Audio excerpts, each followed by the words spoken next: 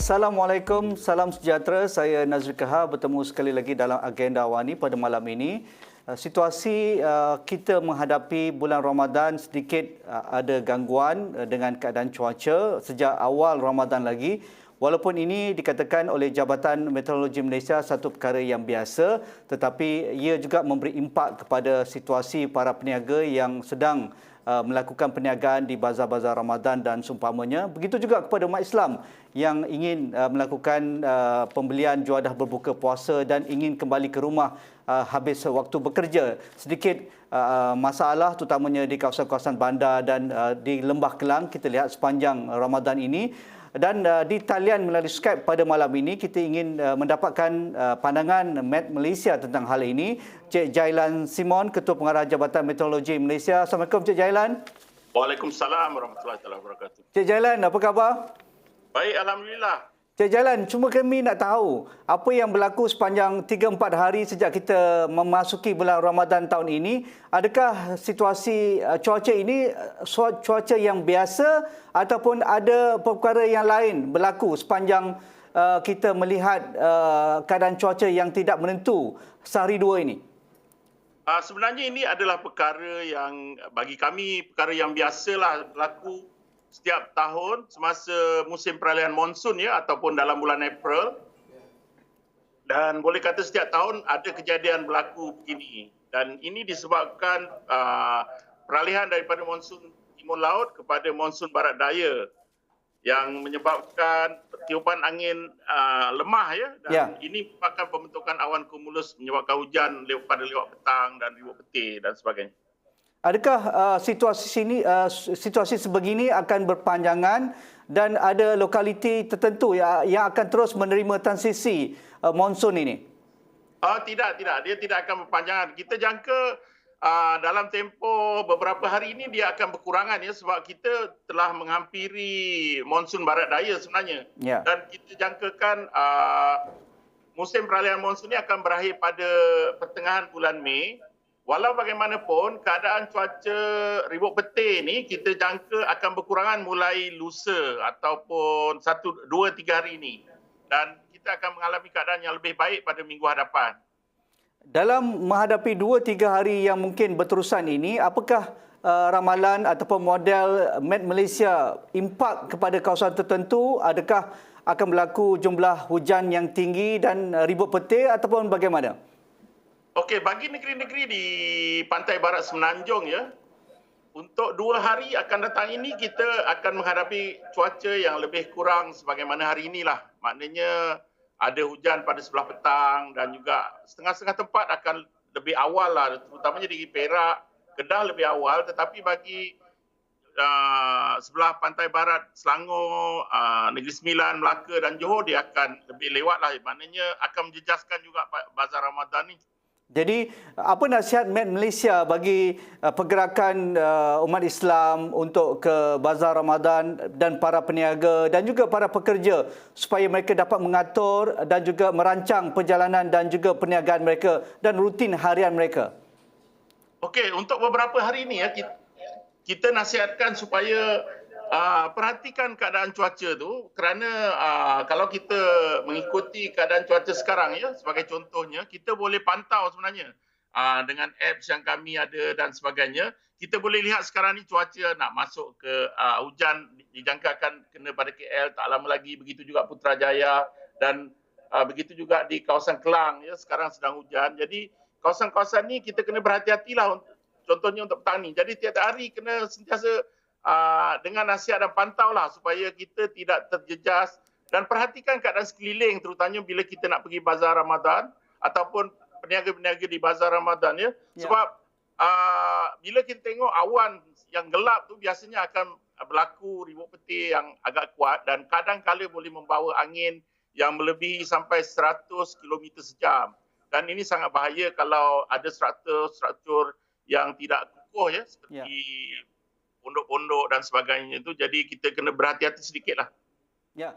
Bagi Met Malaysia, adakah cuaca sebegini, transisi monsun timur laut kepada monsun barat daya ini suatu yang biasa? Adakah ia juga ada kaitan dengan perubahan iklim dan juga pemanasan global, Cik Jailan? Tidak. Dia ini memang cuaca bermusim di negara kita yang setiap tahun berlaku.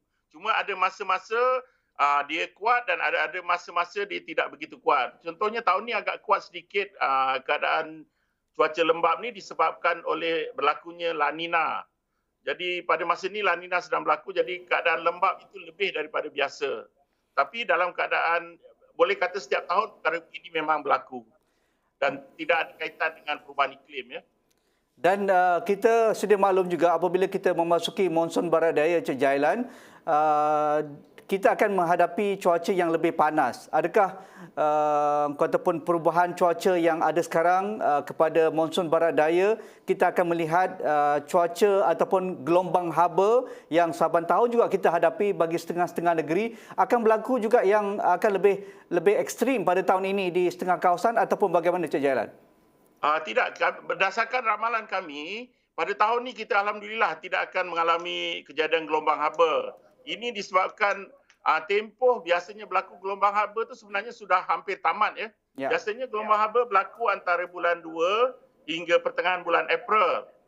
Dan kali ini disebabkan La Nina yang sederhana ni, hujan lebih banyak, jadi kita tidak akan mengalami gelombang, kita menjaga tidak akan mengalami gelombang haba di negara kita pada tahun ini. Kalau kita lihat apa yang berlaku di sekitar kita dan juga negara-negara jiran, dalam masa sebulan dua ini juga, Indonesia terutamanya di Jawa menerima hujan yang agak tinggi dan bagi kawasan bandar mereka mengalami banjir yang teruk juga. Begitu juga di Thailand dan juga Filipina. Adakah Malaysia juga akan menghadapi situasi yang sama dan apa ramalan Matt tentang itu? Tidak. Kita tidak akan mengalami keadaan seperti di Indonesia atau di Thailand ya, sebab kesan La Nina kepada negara kita sebenarnya tidaklah begitu signifikan kecuali berlaku La Nina yang betul-betul kuat. Jadi kita tidak akan mengalami keadaan seperti di Indonesia. Di Indonesia lain ya, mereka memang bila berlaku La Nina mereka memang akan mengalami banjir yang besarlah. Ini memang sentiasa berlaku setiap kali berlaku La Nina. Tapi di negara kita tidak begitu. Jailan, kita juga sudah biasa dengan aplikasi Met Malaysia, tetapi ramai juga ingin mengetahui lebih lanjut apakah teknologi yang kita guna pakai untuk melakukan modeling ramalan kepada cuaca di negara kita. Okey, sebenarnya peralatan yang kami gunakan sama je dengan negara-negara maju lainnya seperti di UK ataupun di US. In fact, superkomputer yang kami gunakan untuk membuat modeling ramalan cuaca adalah merupakan superkomputer yang terbesar beroperasi di negara ini pada masa inilah.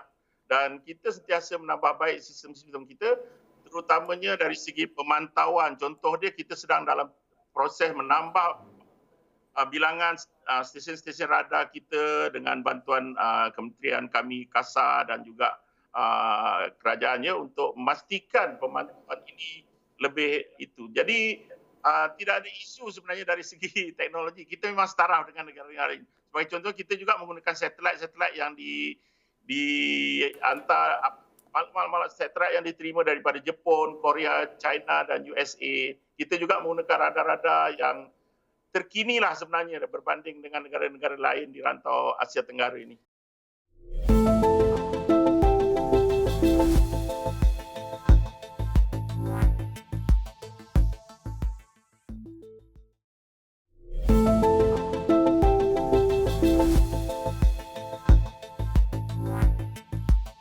Cik Jailan, untuk menjadikan kita sebagai warga yang peka kepada ramalan cuaca, kerana kita sedia maklum kita bukan negara yang ada 4 musim, mungkin itu tidak berapa penting dengan negara kita, rakyat kita, kerana kita panas hujan sepanjang tahun.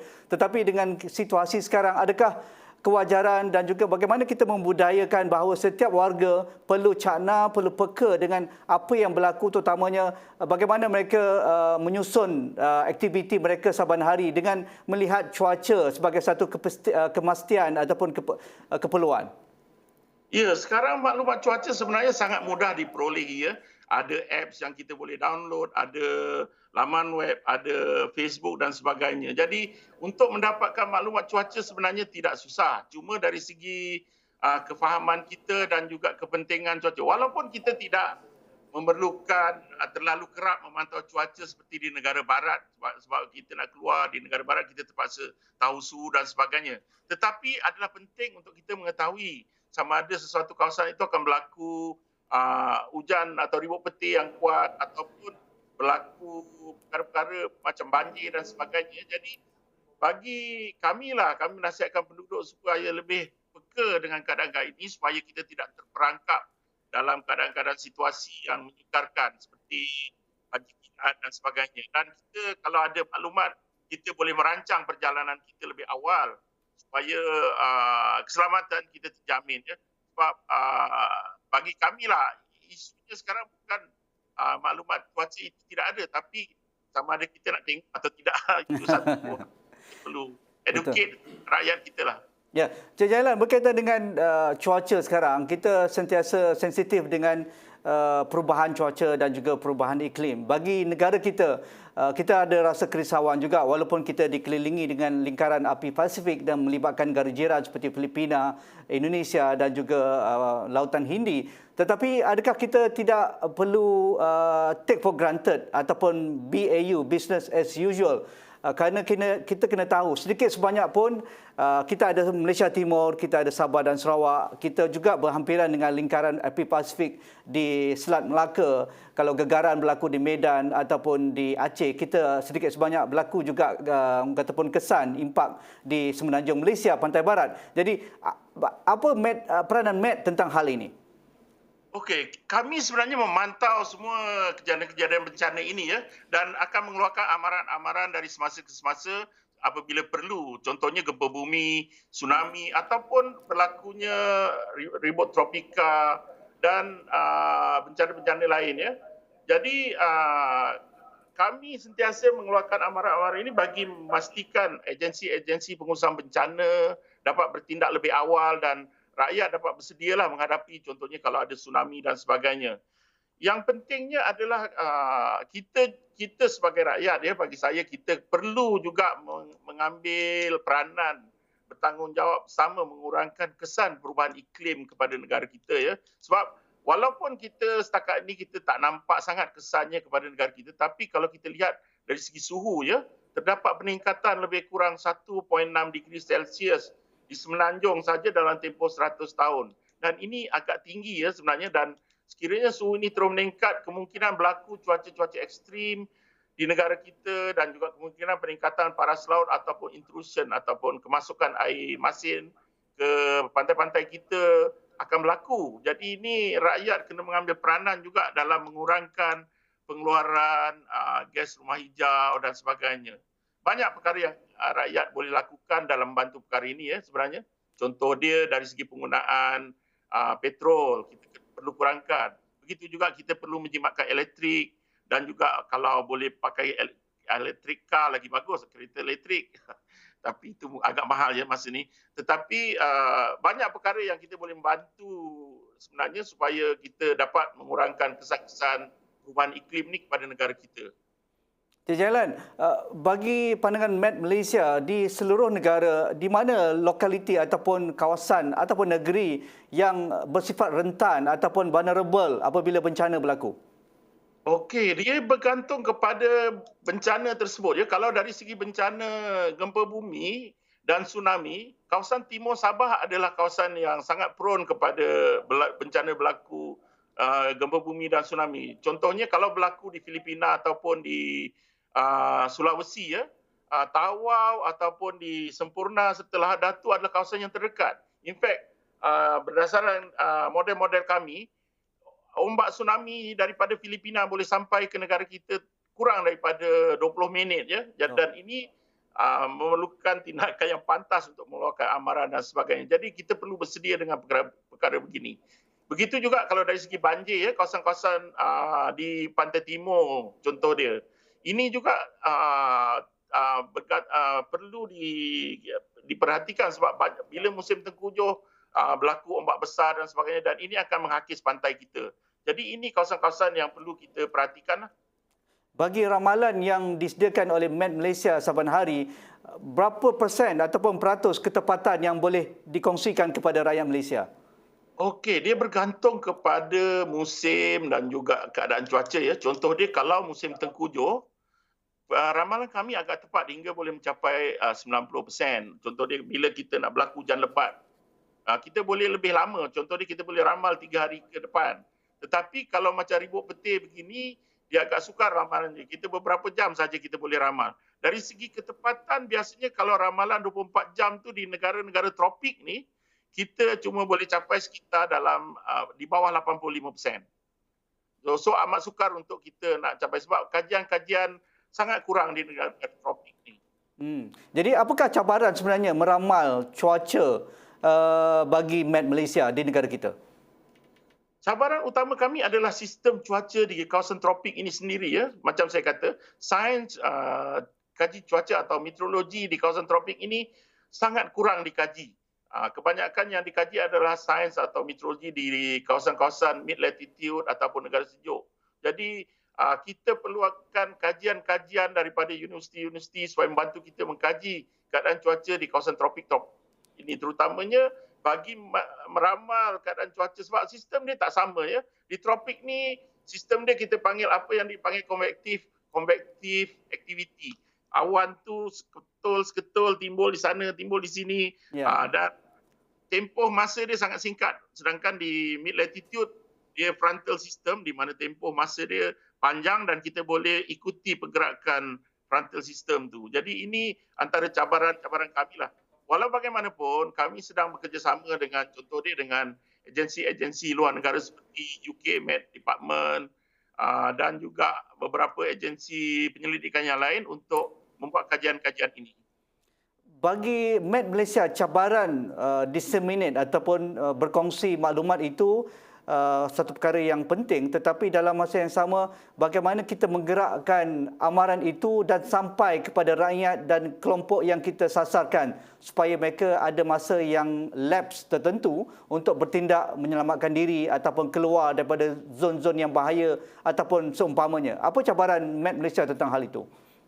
Cabaran kami adalah time ya, masa untuk contoh dia kalau masa untuk memberikan amaran untuk kejadian ribut petir memang sangat singkat dan ini mana-mana negara pun tak dapat mengatasi masalah ini disebabkan belum sempat kita detect sistem tu dah berlaku ya. Jadi ini agak sukar untuk kami sampaikan maklumat tu dengan cepatlah. Tapi bagi sistem-sistem yang besar seperti musim tengkujuh, macam monsun timur laut dan sebagainya itu, kita ada masa yang mencukupi dan kita juga ada masa yang panjanglah untuk kita memberi amaran kepada semua orang.